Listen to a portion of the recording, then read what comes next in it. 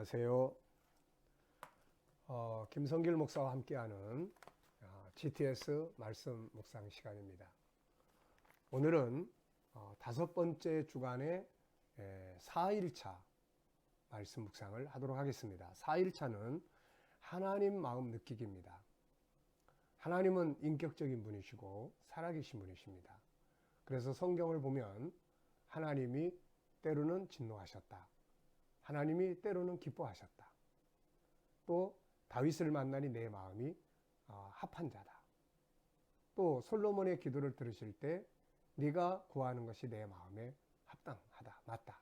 그러니까 하나님이 마음, 인격을 가지고 계신 분이기 때문에 우리 성도들이 살아가면서 이것을 많이 느끼는 것이 참 중요합니다. 아파하시는 마음, 때로는 괴로워하시는 마음, 때로는 불편해하시는 마음, 때로는 막 진노하시는, 화나시는 그런 마음. 아버지의 마음하고 똑같잖아요. 아버지가 우리의 행동을 볼 때 때로는 기뻐하고 즐거워하고 뭔가 주고 싶어하고 또 때로는 화가 나서 매를 때리고도 싶고 이런 인격적인 하나님을 우리는 아버지로 믿고 있는 겁니다. 근데 우리들이 살아가면서 너무 하나님의 마음을 잘 생각을 안 하고 살아요. 그래서 우리가 이런 훈련을 통해서 내가 어떤 말을 하고 내가 어떤 행동을 했을 때 하나님의 마음이 어떠하실까 한 번쯤 생각해 볼 수 있는 이런 능력을 키워가면 굉장히 우리의 삶이 풍요롭고 살아서 신앙이 움직이는 그런 은혜를 누리고 살 수 있습니다. 자, 이 부분을 통해서 하나님 마음을 느끼는 훈련을 많이 해보시기 바랍니다.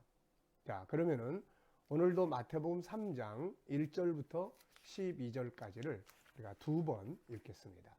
말씀을 읽을 때는 항상 눈으로 읽고 그 다음에 입으로 읽고 그 다음에 제일 중요한 건 생각으로 읽는 것입니다. 생각으로 읽어야 이 말씀이 우리 생각 속으로 들어오는 거거든요. 아이들이 이 훈련을 통해서 학습도 눈으로만 보고 귀로만 듣는 게 아니라 마음으로 생각으로 들을 수 있는 이런 훈련이 필요한 것이죠.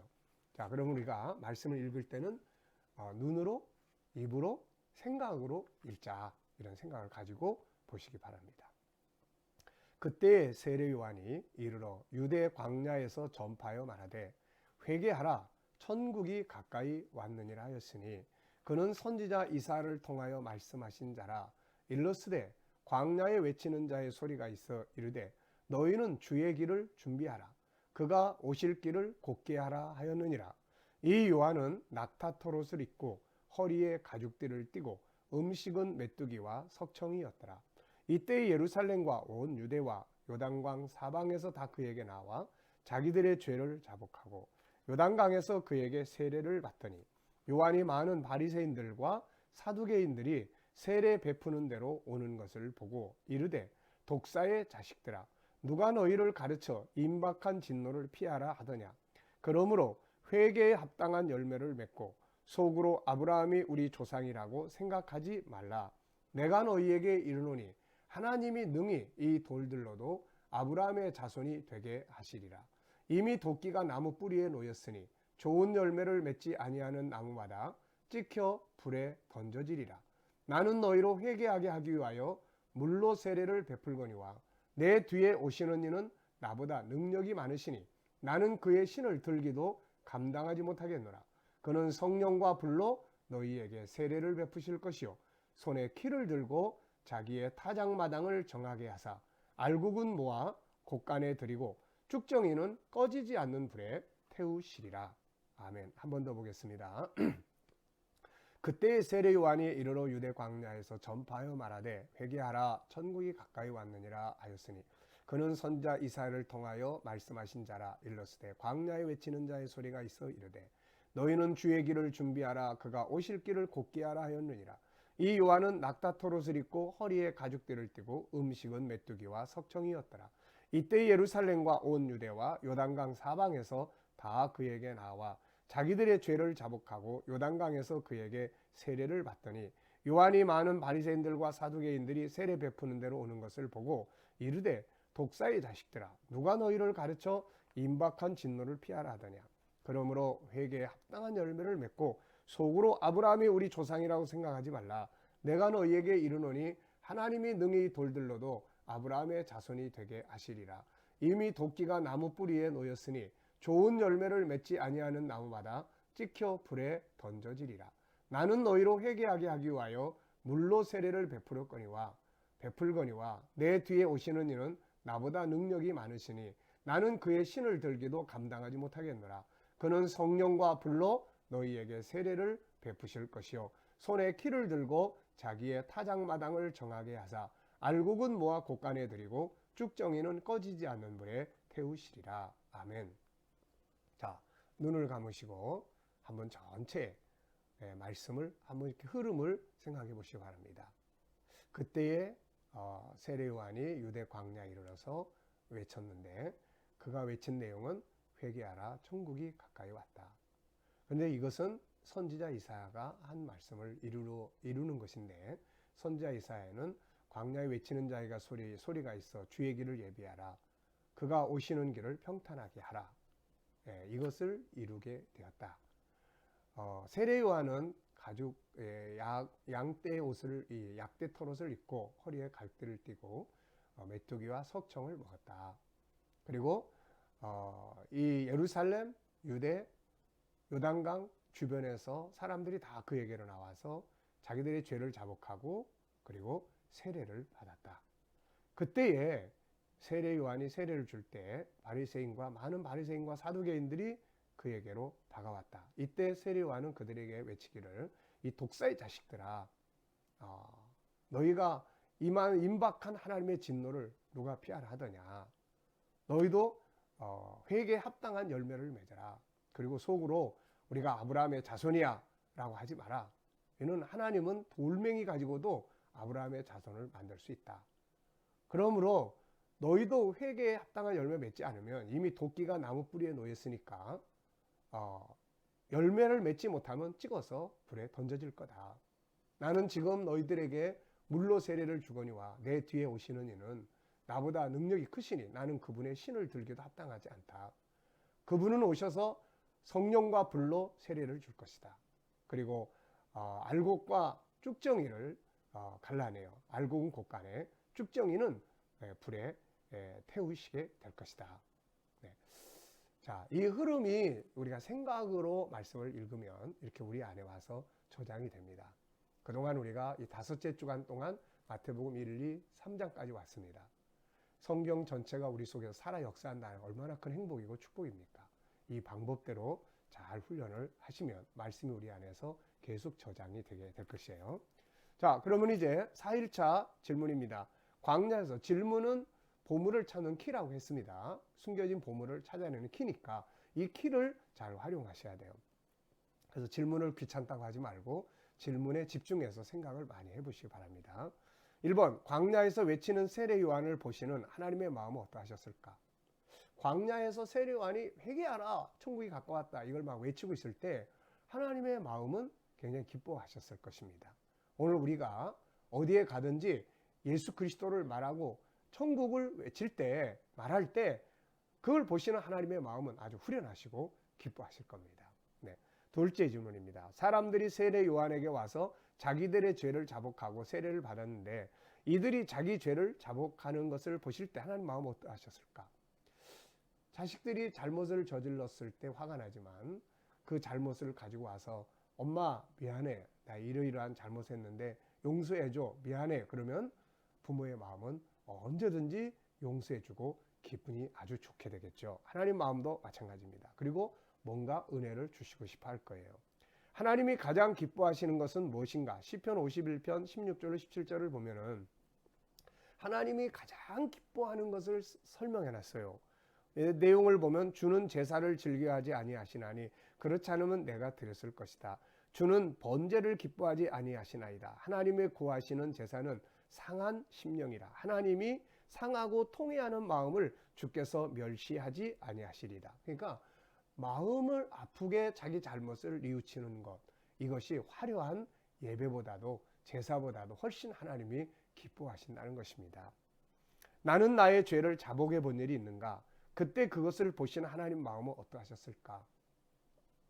기뻐하셨을 거예요. 저는 크게 회개해 본 것이 2번 있는데 한 번은 믿음이 없어서 방황할 때 성령 충만하게 받을 때 예수님께서 난 널 위해서 십자가에 죽었는데 너 나 위해서 뭐 했니?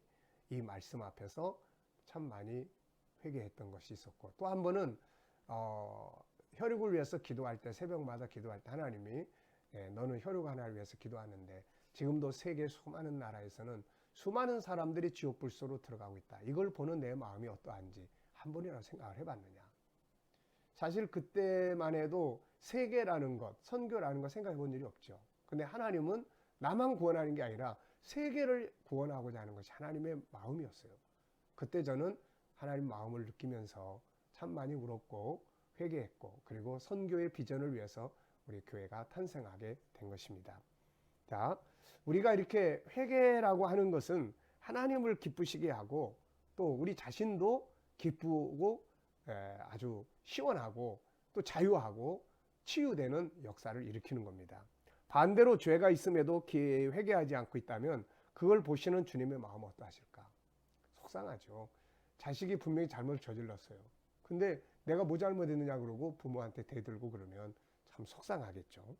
자, 세 번째입니다. 세례 요한이 형식주의자들인 바리새인과 사두개인들을 향해서 책망하면서 열매를 맺으라고 할 때 하나님 마음 어떠하셨을까? 아마 시원하셨을 거예요.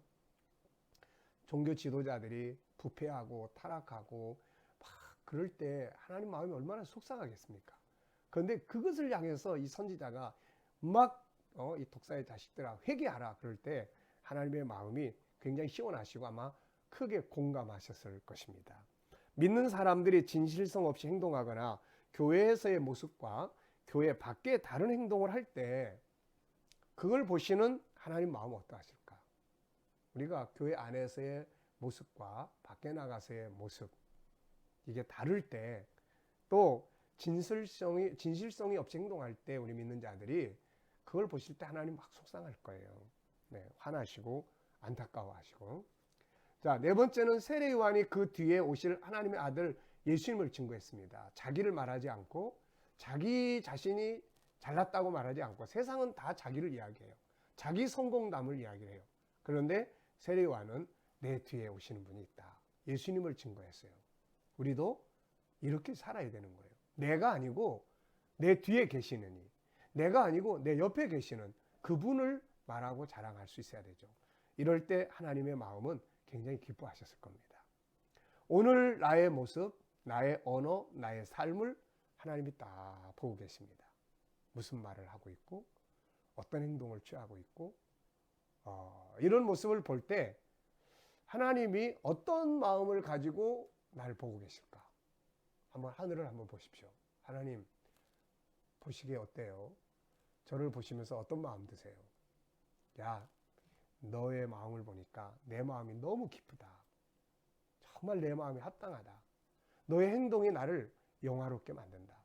아니면 야, 난 너 볼 때마다 너무 속상해. 왜 그렇게 사니? 응?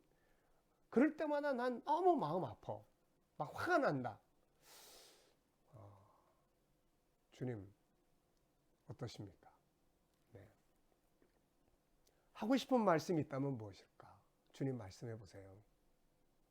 잘할 때는 그래 내가 기쁘다고 하실 거고 잘못할 때는 야 그거 좀 돌이켜봐라. 왜 꼭 그렇게 해야 되니? 아마 이렇게 말씀하시리라 생각을 합니다. 자, 본문반 속에서 어떤 희망, 감사, 위로가 느끼는가? 본문 속에 희망이 있다는 것은 천국이라는 거 등장하죠. 예수님, 능력이 크신 이 위대하신 분이 등장해요. 우리가 정말 세상에서 어떤 일을 만나도 희망을 가질 수 있는 것은 바로 천국, 하나님, 예수 그리스도예요. 요즘에 이제 중국에서 일어난 그런 신종 그런 질병 때문에 우리나라 사람들도 많이 걱정하고 두려워하고 또 중국에도 많은 희생자들이 나오고 있습니다. 정말 안타까운 일이죠. 우리가 이런 일들을 만났을 때 그래도 희망을 가질 수 있는 것은 하나님이 살아계시다는 것 때문이죠. 그래서 우리가 이런 일 만나면 우리가 할 수 있는 일을 위해서는 정말 최선을 다해서 우리가 조심하고, 그러나 또 한 부분은 하나님께 맡기는, 하나님이 살아계셔서 하나님이 보호하시고 하나님이 도우셔야 되거든요. 그리고 중국 땅에서 일어난 일들도 이걸 통해서 그들이 더 하나님께 가까이 다가서고, 또 이런 질병으로 인해서 지금 사람들이 희생당하는데 하나님께서 이런 일들을 좀 빨리 진정시켜 주시도록 우리가 다 이렇게 기도해야 되리라 생각을 합니다. 하나님 계시다는 게 희망이에요. 자, 오늘 본문을 정리하면서 느끼는 하나님의 마음은 무엇인가? 하나님은 자기 백성들이 예수를 알고 천국에 들어가기를 원하시고, 또 천국 백성들은 항상 자기를 돌아보면서 회개하고, 그리고 회개에 합당한 열매를 맺어서 정말 아름답게 살기를 원하실 것 같습니다. 자, 질문 2개 이상 만들어 보기. 자, 이런 질문을 만들어 봤어요. 세례 요한은 자기 뒤에 오시는 분이 자기가 그분의 신을 들기도 감당할 수 없을 정도로 위대한 분이라는 것을 어떻게 알았을까?